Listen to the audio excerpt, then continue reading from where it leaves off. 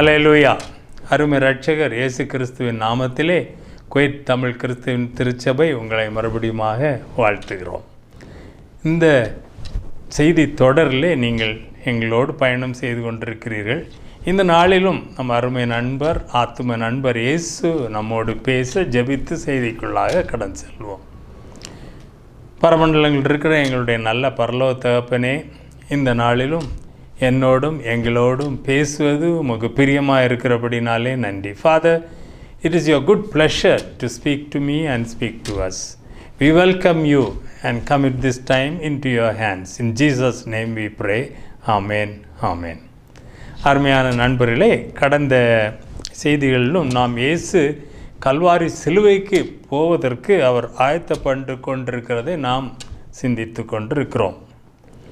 இந்த வேளையிலே நடந்த ஒரு சம்பவத்தை இங்கே பார்க்கிறோம். மார்க்கு 10வது அதிகாரம் 35 முதல் 38 வரை உள்ள அந்த பகுதியில் இருக்கிறது. We've been meditating on the Lord Jesus going towards the cross.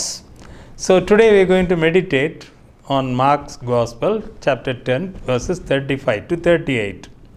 35வது வசனம். அப்பொழுது செபதேவின் குமாரராகிய யாக்கோபும் யோவானும் அவரிடத்தில் வந்து இயேசுவிடத்தில் வந்து, போதகரே, நாங்கள் கேட்டுக்கொள்ளப் போகிறதை நீர் எங்களுக்கு செய்ய வேண்டும் என்று விரும்புகிறோம் என்றார்கள்.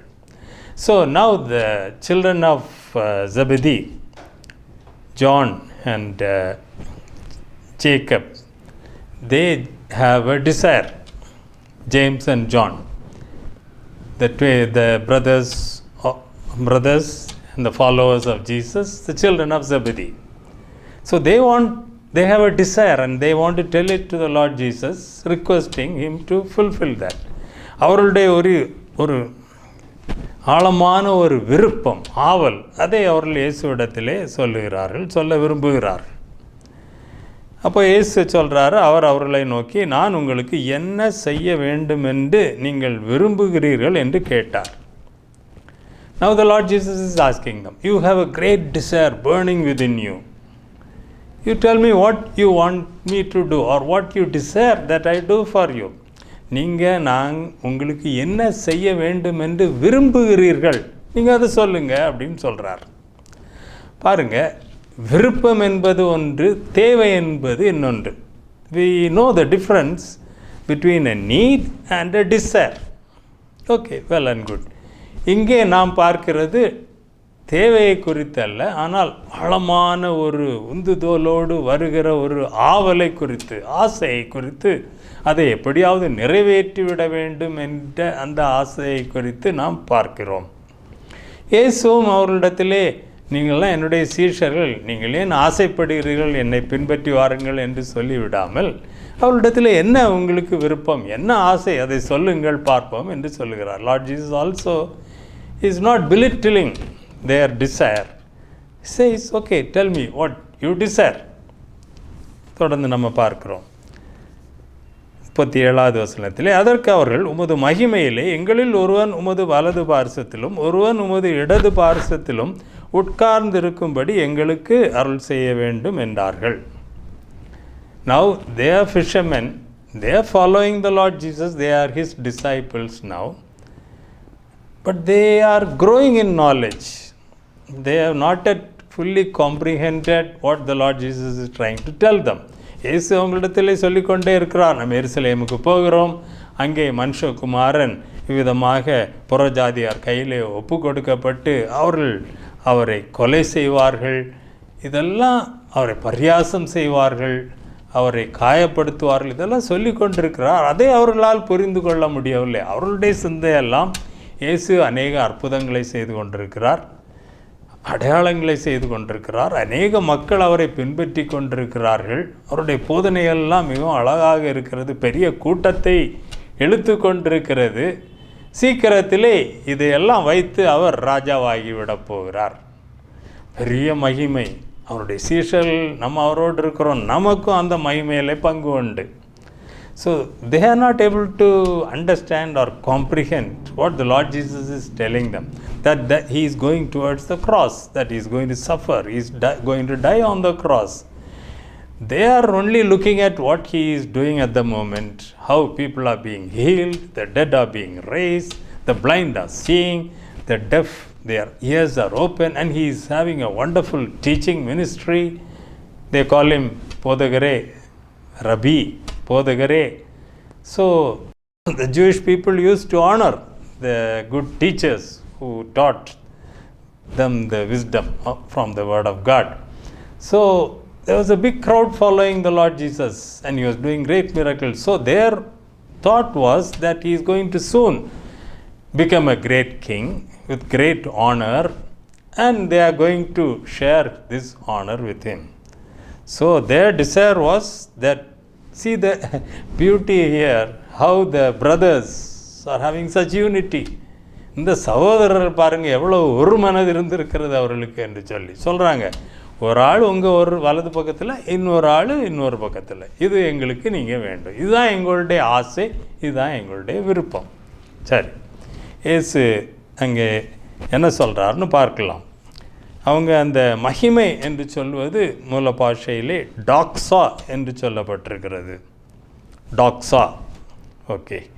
அவங்களுடைய அந்த விரும்புகிறோம் என்று சொல்லி அந்த விருப்பத்தை நம்ம மூல பாஷையிலே பார்க்கும்போது எய்டியோ, கிரேவிங், டீப் டிசைர், விருப்பம் என்று சொல்லப்பட்டிருக்கிறது.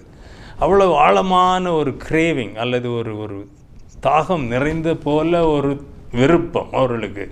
இந்த மகிமையை நம்ம பெற்றுக்கொள்ள வேண்டும், நமக்கு மதிப்பு வேண்டும் என்று தான் அவர்களுக்கு அங்கே இருந்திருக்கிறது. சரி, அப்போ இயேசு சொல்கிறாரு அவர்களை நோக்கி, நீங்கள் கேட்டுக்கொள்ளுகிறது என்னதென்று உங்களுக்கு தெரியவில்லை, உங்களுக்கே தெரியவில்லை. எய்டோ, தெரியவில்லை என்பது மூல பாஷையில் எய்டோ, to see or to know. அவங்களுடைய ஒரு ஆசையை வெளிப்படுத்துகிறார்கள், ஆனால் அவர்கள் என்ன கேட்கிறார்கள், அதன் பொருள் என்ன என்பது அவர்களுக்கு தெரியவில்லை, அதை அவர்களுடைய கண்கள் காணவில்லை. See, their eyes are not able to see, they are not, the heart is not able to comprehend the real meaning of what they themselves are desiring and asking. They don't know. So that's what he is pointing out. பாருங்கள், உங்களுக்கே தெரியலை நீங்கள் என்ன கேட்குறீங்கன்னு சொல்லி. அதை தெரியாமல் புரிந்து கொள்ளாமல் நீங்கள் ஒரு காரியத்தை விருப்பத்தினால் மட்டும் உந்தப்பட்டவர்களாக கேட்கிறீர்கள் என்று சொல்லுகிறார். அப்போது இவங்க கேட்கிறதே என்னதென்று அறியாமல் கேட்டுக்கொண்டிருக்கிறார்கள். சீஷர்கள், இயேசுவின் அருமை சீஷர்கள், பேதுரு, யாக்கோபு, யோவான் என்று சொல்லக்கூடிய அந்த மூன்றிலே 2 பேர் இவர்கள். அவர்களுக்கே இந்த நிலைமை என்றால் பாருங்கள்.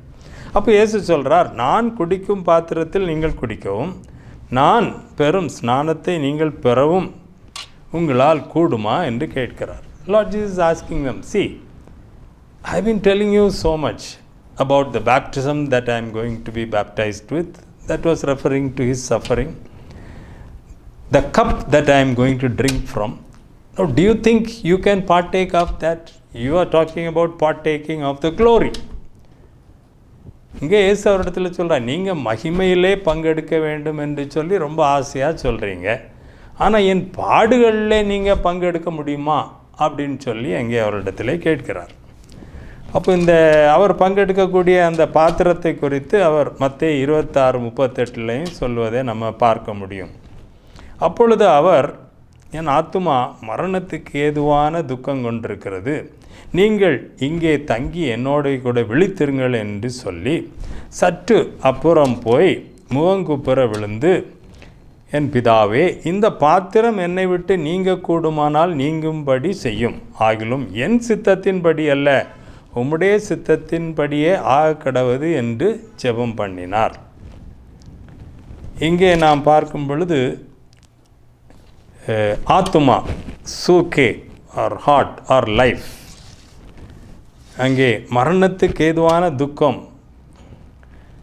பெரிபாஸ், அது இன்டென்ஸ் கிரீஃப், சாரோ. அப்போ இயேசு கெத்செமனே தோட்டத்திலே அவர் மரிப்பதற்கு முன்பாக அவருடைய ஆத்மா அங்கே கடந்து சென்ற அந்த ஒரு நெருக்கத்தை, அந்த வேதனையை, அவ்வளவு ஆழமான ஒரு ஒரு ஒரு ஒரு ஒரு ஒரு அனுபவத்தை குறித்து அவர் சொல்லும் பொழுது இந்த பாத்திரம் என்று சொல்லுகிறார்.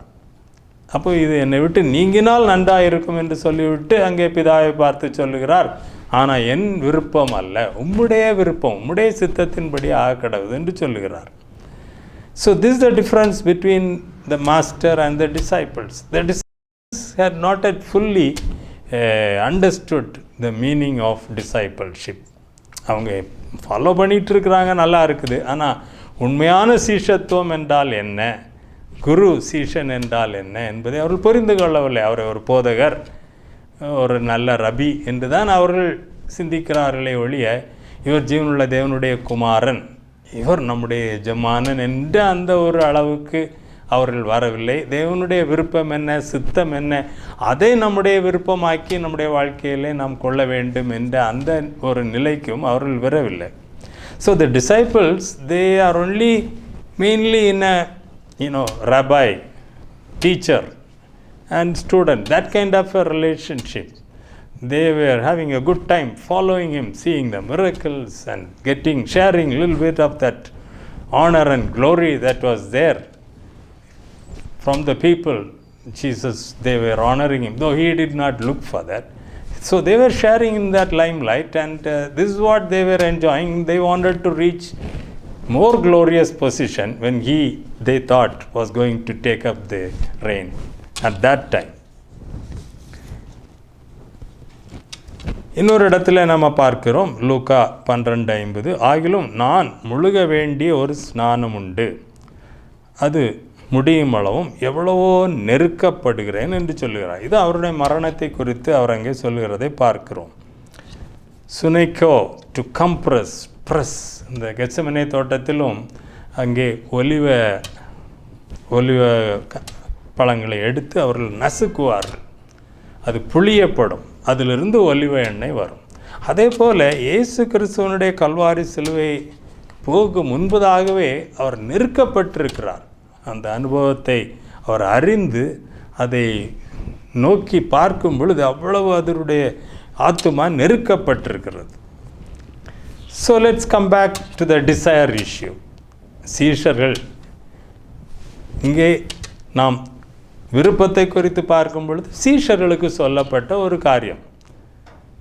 அங்கே சீஷர்கள் அவரை பின்பற்றுகிறார்கள். இவர்களை நம்பிதான் அவர் தன்னுடைய முழு ஊழியத்தையும் விட்டு செல்ல வேண்டி இருக்கிறது. இயேசு கல்வாரி சிலுவையிலே மரித்து அடக்கம் பண்ணப்பட்டு பாதாளத்தில் இறங்கி 3ஆம் நாள் உயிர் பெற்று, அதன் பிறகு இந்த சீஷர்கள் தான் பரிசுத்த ஆவியினால் நிறைந்து உலகம் முழுவதும் இந்த நற்செய்தியை எடுத்து செல்வது அவருடைய நோக்கம். ஆனால் அவர்களுக்கு அதை புரியவில்லை. அவர்கள் இன்னும் சாதாரண மனிதர்களைப் போல ஆசையை வளர்த்து கொண்டு அதை அவர் மூலமாக பெற்றுக்கொள்ள வேண்டும் என்று விரும்புகிறவர்களாக காணப்பட்டார்கள். Today, let's not go to others. Let's focus on ourselves, Christians, the believers, the disciples. எல்லா கிறிஸ்தவர்களும் இயேசுவை ஏற்றுக்கொண்டு அவருடைய பிள்ளைகளாகிற அனுபவத்துக்குள்ளாக வர வேண்டும். அப்பொழுது நம்முடைய விருப்பங்கள் கொஞ்சம் உயர்ந்த அளவை எட்டும், சாதாரண மனிதர்களை மாதிரி இல்லாமல்.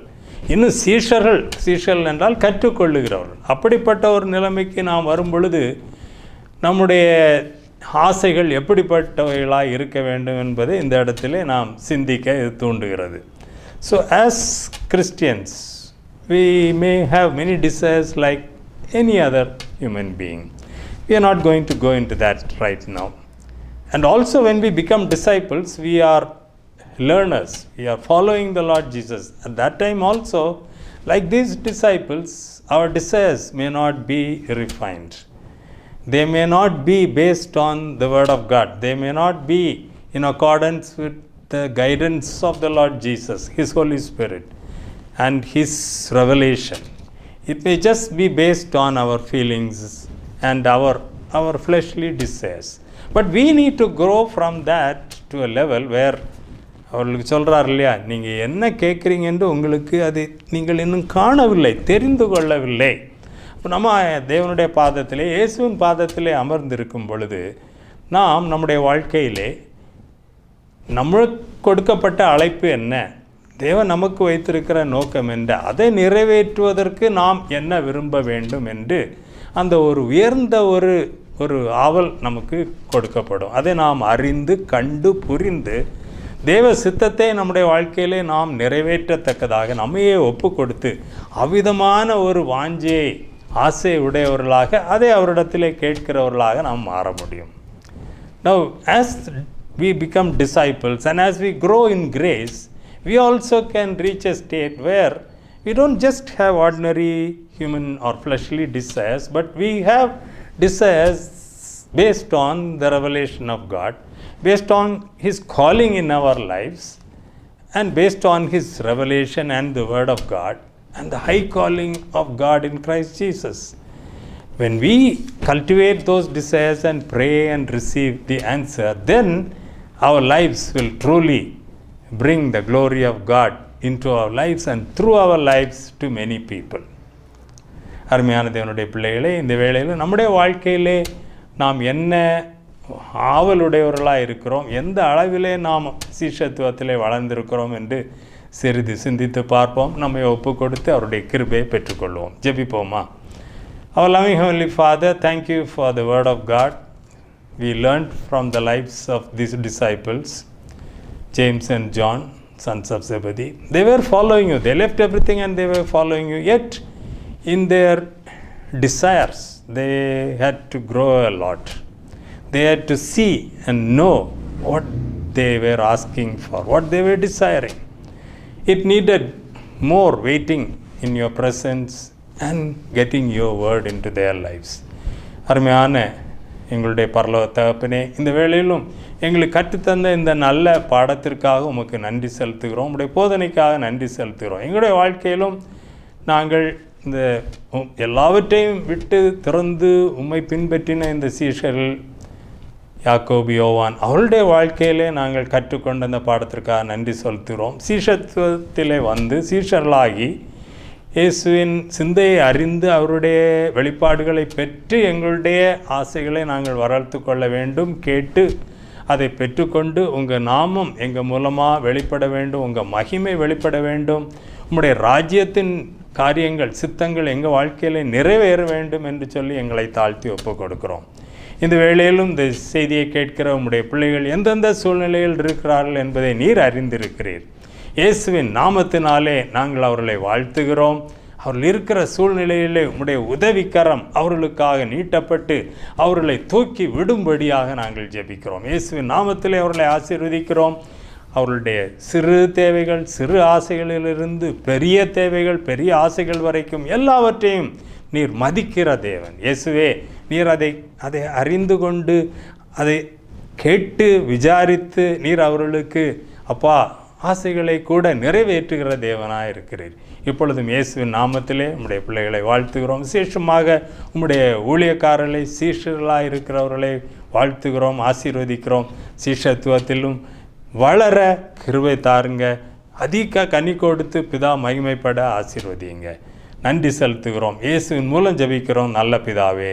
ஆமேன், ஆமேன். அருமையான தேவனுடைய பிள்ளைகளை ஆண்டவராய் இயேசுவின் நாமத்திலே உங்களை வாழ்த்துகிறோம். கர்த்தர் நல்லவர். அவர் நம்மை நேசிக்கிறார். நாம் குறைவுள்ளவர்கள் என்று சொல்லி நம்மை தள்ளி விடுகிறவர்கள் அல்ல. நமக்கு எந்த காரியத்தை நாம் அவரோடு பகிர்ந்து கொள்ளும் பொழுதும் அதை அவர் கேட்டு நம்மை அன்போடு அணைத்து கொண்டு நமக்கு கற்றுத்தந்து நம்மை அடுத்தபடிக்கு உயர்த்துகிறவர். அவ்விதமான ஒரு ஆசீர்வாதத்தை இந்த நாளிலே நாம் அனைவரும் பெற்றுக்கொள்வோம். ஆசீர்வாதமாக இருப்போம். தேவைகள் சந்திக்கப்படட்டும், உங்கள் விருப்பங்களும் கூட சந்திக்கப்படட்டும். இயேசுவின் நாமத்திலே உங்களை வாழ்த்தி விடை பெறுகிறோம். ஆமேன், ஆமேன்.